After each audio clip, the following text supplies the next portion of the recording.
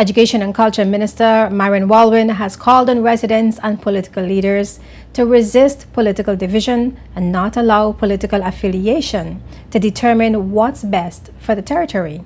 Addressing the 2014 Territory Day celebrations, Minister Walwyn said the territory's political culture is built on a unified approach to addressing problems with the best interest of the territory first. These were men, and yes, even women, that were for country first. Our history tells us that we had various political parties even in those days. Men and women with different ideas of how to solve a problem. But those men and women, I say again, were for country first. We solved our problems in a direct but congenial way. Today, it seems as though you are NDP, VIP, PPP, or whoever will organize a new set of Ps first, and then Virgin Islanders second. It seems at times that our support for certain initiatives are tied to which political party advances the idea, even in cases where the initiative is in the best interest of the country and its people. I beg our community and our political leaders that we should not get so tied up with the manifestos that we support, that we forget to support the very country we seek to lead. If one group comes with an idea, let us not move so far away from that congenial culture of debate and problem solving that has worked so well for us in the past. We should look at ways our previous leaders resolved differences and found opportunities to work together to advance this country. That is the political culture from whence we've come. Calling for the protection of Virgin Islands culture and homegrown businesses, Walwyn says it appears that more support is being given to investors who want to set up business and become successful in this territory rather than local people. We're a small territory, so we all knew each other.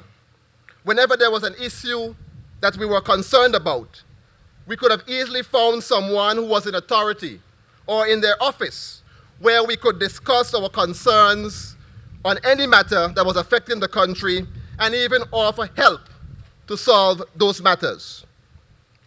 But we seem to be going in a direction where we first try to address our domestic issues over the internet, as if we have forgotten that www means the World Wide Web, and the world is watching and reading the manner in which we solve our problems domestically.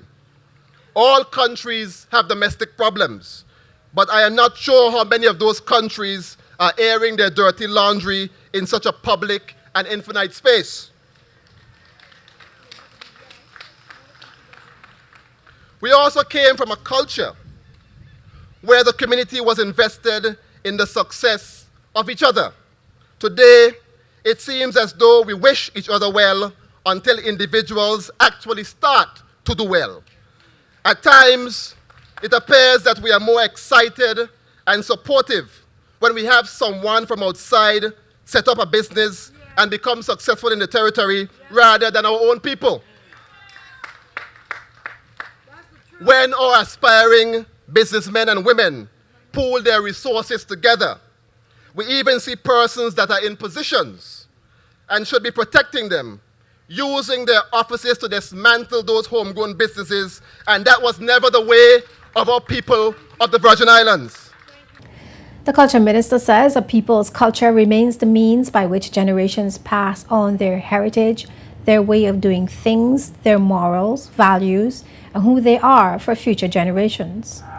Our ancestors live on today, not just in our veins. They live in the way we greet one another. They live in the sound of our Fungi music, the words of our territorial song, the rhythm of our dances, the taste of our national dish, and even the style of our territorial dress. Today, I am here to encourage us and to remind us that our culture is not stagnant, but our culture is living. And as we evolve, so will our culture. We now live in a world where it is very easy to be influenced by other cultures. It is easy as turning on the television, browsing the web, or talking to a neighbor. As we evolve, however, we must be careful to build on the foundation of our culture and not just take on new cultures as our own. This was the thinking a few years ago when we introduced Virgin Islands history in our secondary schools. In order to preserve our culture, we must educate our people, beginning with our young people, about the history in which they will be charged to keep and the territory they will be charged with advancing. Minister Walwyn also stressed the importance for Virgin Islanders to understand their history, the political leadership, their achievements, and to get a clearer sense of what is needed to move the country forward.